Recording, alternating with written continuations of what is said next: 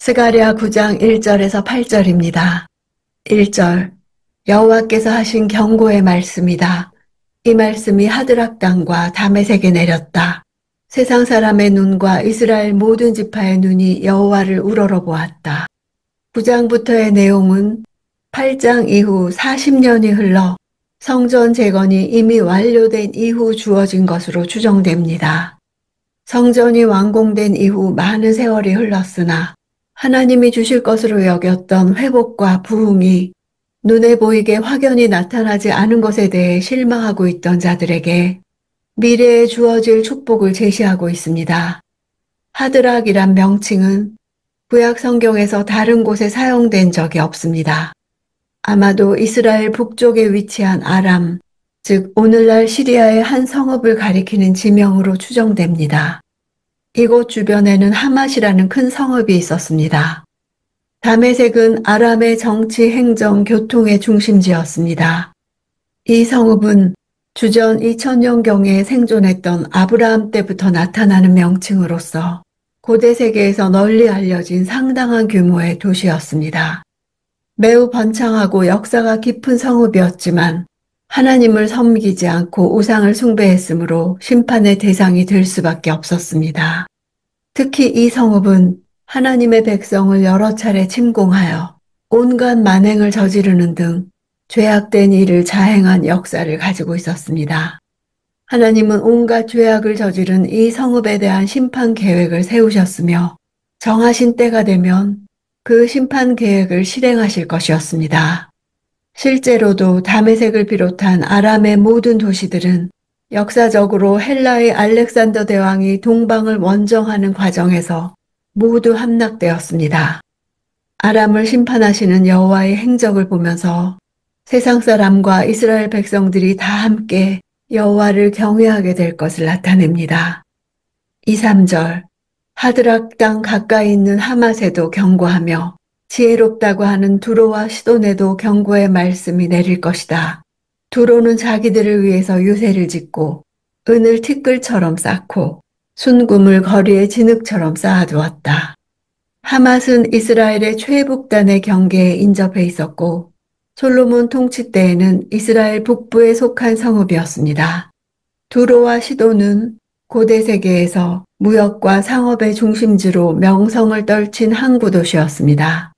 이 두 도시는 고대 페니키아의 중심지로 나무, 금속, 석재, 염료 등의 상품으로 유명했고 빈번한 교육을 통해 엄청난 재물을 벌어들였습니다. 여기서 말하는 지혜는 세상의 지혜로 자기들의 안전을 보장하는 요새를 쌓으며 수단과 방법을 가리지 않고 불의한 재물을 쌓아둔 것으로 나타났습니다. 두로는 이방 강대국들의 잦은 침략을 겪으면서 해안에서 약 800m 떨어진 섬에 성벽의 높이가 무려 50m나 되는 견고한 성읍을 건설했습니다. 그들은 철옹성을 쌓아 올리고 그것으로 자신들의 안전을 장담하며 교만에 사로잡혔습니다. 4절 주께서 그가 가진 것을 빼앗고 쫓아내시며 바다에서 떨치던 그의 힘을 무너뜨리시고 그를 불로 삼키실 것이다.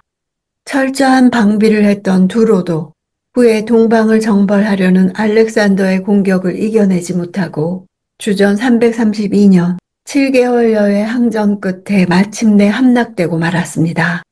그들은 당시 지중해 해안권을 장악했고 활발한 해양 무역을 통해 엄청난 재화를 축적했으나 바로 그 바다에서 결정적인 타격을 입고 이 예언이 주어진 후 약 200년 후에 알렉산더 대왕이 육지를 먼저 점령한 후 거기에서 나온 건축 폐기물로 섬에 있는 성읍까지 연결하여 공격해 그 성읍이 불타며 이 예언은 완전하게 성취됩니다.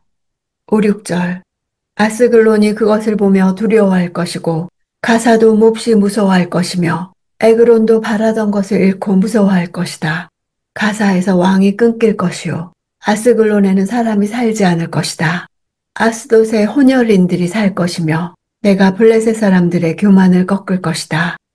여기 나오는 지명들은 블레셋의 5대 성읍들 중 4성읍입니다. 가드가 빠진 것은 우시아 왕의 시대에 파괴되었기 때문입니다. 두로는 그들에게 바라던 이상적인 성읍이었습니다. 블레셋에 대한 심판 예언은 그 성읍들이 두로의 처참한 멸망을 목도하면서 두로의 멸망이 자신들의 운명이 될 것을 직감하고 두려움에 빠질 것이라는 예언으로 시작합니다. 왕이 끊긴다는 것은 왕국이 멸망할 것을 말합니다. 혼혈인들은 헬라의 알렉산더 대왕의 정책이었습니다. 그는 자신이 점령한 나라들이 단결하여 반란을 일으키지 못하도록 하기 위해 민족적 정체성을 없애버리는 정책을 사용한 것입니다. 7절 내가 블레셋의 입에서 피를 없애고 그의 이빨 사이에 낀 역겨운 것을 없앨 것이다. 그들의 남은 사람은 우리 하나님께 돌아와 유다의 한 지도자처럼 되고 에그로는 여부스 사람처럼 하나님의 백성이 될 것이다. 당시 블레셋 사람들은 우상에게 바치는 희생 제물의 피와 제물을 먹는 추악한 관행을 지키고 있었는데 여호와께서는 그들을 멸망시키면서 그들의 가증한 외식까지 단절시키고야 말겠다는 의지를 표명하십니다. 그 목적은 그들을 변화시켜 하나님을 경외하는 자들을 삼도록 하는 것에 있습니다. 더러운 우상 숭배를 하며 교만한 그 이방인들조차도 하나님의 은혜를 받게 되며 하나님의 백성의 지도자가 되는 남은 자들이 있을 것입니다. 여부스는 예루살렘의 옛 이름으로 다윗이 예루살렘을 정복하기 전까지 그곳에서 거주했던 가나안 족속을 말합니다. 다윗 시대 여부스 사람들이 이스라엘의 일원이 되었던 것처럼 블레셋 사람들 가운데 남은 자들이 유다 땅에서 하나님 백성의 일원으로 존재할 것입니다. 실은 역사적으로 유다에서 블레셋 사람들 중 지도자 역할을 했던 자들은 없었습니다. 이 말씀은 궁극적으로 허물과 죄로 죽었던 자들, 본질상 진노의 자녀들을 그리스도의 속죄로 말미암은 은혜로 다시 살리사 구원을 얻게 하신 신약시대 이방의 구원 역사를 통해 온전히 성취됩니다. 8절 적이 오지 못하도록 막기 위해 내가 내 집을 둘러 진을 칠 것이다. 내가 내 눈으로 똑똑히 지키고 있으니 억압하는 사람이 다시는 그곳으로 침입하지 못할 것이다. 마지막으로 초점은 여호와의 집이 있는 예루살렘으로 이동합니다. 고대 근동에서 신이 그의 성전에 도착하는 것은 그가 승리를 거두고 그의 왕권을 굳건히 세웠다는 것을 의미했습니다. 여호와는 다시 시온으로 돌아오셨고 자신이 친히 불성곽으로 그곳을 둘러 보호할 것이라 약속하셨습니다. 마지막 절에서 여호와께서 내 눈으로 똑똑히 지킨다는 말씀은 1절에 세상 사람의 눈과 이스라엘 모든 지파의 눈이 여호와를 우러러 보았다는 말씀과 수미상관을 이루고 있습니다. 열국의 왕이실 뿐 아니라 자기 백성의 왕이 되시는 하나님, 대적을 향하여는 심판하시지만 언약 백성은 구원하시는 하나님, 자기 백성을 향해서는 겸손한 왕이며 목자이시지만 대적을 향해서는 강력한 용사이신 하나님이십니다. 역사 변혁의 주체는 민중도 아니고 영웅도 아니고 강대국도 아닙니다. 하나님이 역사의 주체십니다.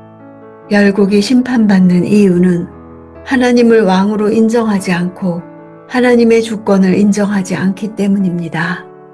열국이 힘을 자랑할지라도 그 힘의 한계와 결말을 내다볼 수 있어야 합니다. 하나님을 왕으로 인정하지 않는 지혜는 어리석고 그 결말은 심판이 기다리고 있을 뿐입니다. 시끄러운 세상에서 오늘도 하나님 나라의 보호받는 백성임을 잊지 않겠습니다.